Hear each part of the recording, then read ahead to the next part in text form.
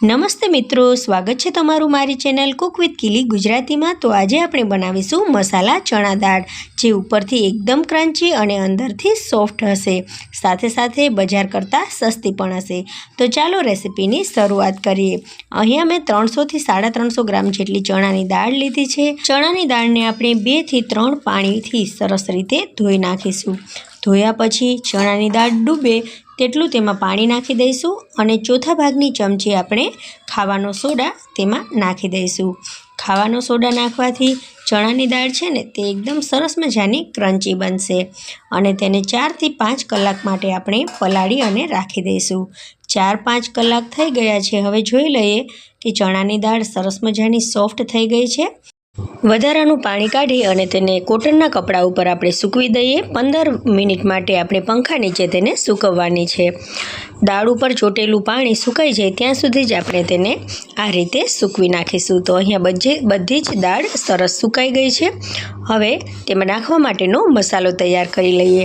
તો અહીંયા મેં 2 ચમચી લાલ મરચું પાવડર, 1 ચમચી સિંધાલું નમક અને અડધી ચમચી સંચળ નાખ્યું છે। સાથે સાથે અહીંયા અડધી ચમચી તેમાં ફોદીનાનો પાવડર પણ નાખ્યો છે। અડધી ચમચી તેમાં હળદર પણ નાખી છે। હવે આ બધી વસ્તુઓને આપણે સરસ રીતે મિક્સ કરી દઈશું। તો મસાલા ચણા બનાવવા માટેનો અહીંયા મસાલો તૈયાર થઈ ગયો છે। તમને મનગમતા મસાલા તેમાં એડ કરી શકો છો। હવે અહીંયા આપણે તેલ એકદમ ગરમ કરી લેવાનું છે અને તેમાં આ રીતે આપણે ચણાની દાળ નાખી દઈશું। અહીંયા ગેસની ફ્લેમને આપણે એકદમ મીડિયમ રાખીશું। મીડિયમ ફ્લેમમાં ચણાની દાળ છે તે અંદર સુધી તળાઈ જશે। તો આ રીતે 4 થી 5 મિનિટમાં ચણાની દાળ છે તે ધીમે ધીમે સરસ મજાની તળાતી જશે અને જેમ જેમ તળાતી જશે તેમ તેમ ચણાની દાળ ઉપર આવતી જશે અને તેનો કલર પણ થોડો થોડો બદલાતો જશે। તો 4 થી 5 મિનિટ થઈ ગયા બાદ આપણે આ રીતે જોઈશું તો ચણાની દાળનો કલર પણ ચેન્જ થઈ ગયો છે અને તેને ઝારાની મદદથી આપણે ચલાવીશું તો તેમાંથી અવાજ પણ આવશે ક્રન્ચીનેસનો। તો ચણાની દાળ આપણી સરસ મજાની તળાઈ ગઈ છે। તેને આપણે એક બીજા વાસણમાં કાઢી લઈએ। અહીંયા ચણાની દાળ એકદમ સરસ મજાની ક્રન્ચી થઈ ગઈ છે। તો આપણે તેને એક પેપરમાં કાઢી લઈએ જેથી વધારાનું તેલ હોય તે નીકળી જાય।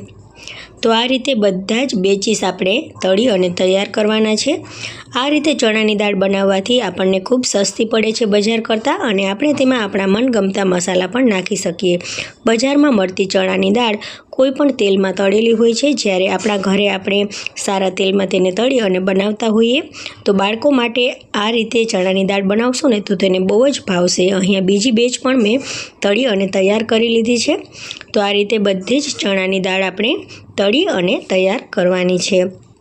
ચણાની દાળ બનાવવી ખૂબ જ સહેલી છે। તમે એકવાર જરૂરથી તેને ટ્રાય કરજો।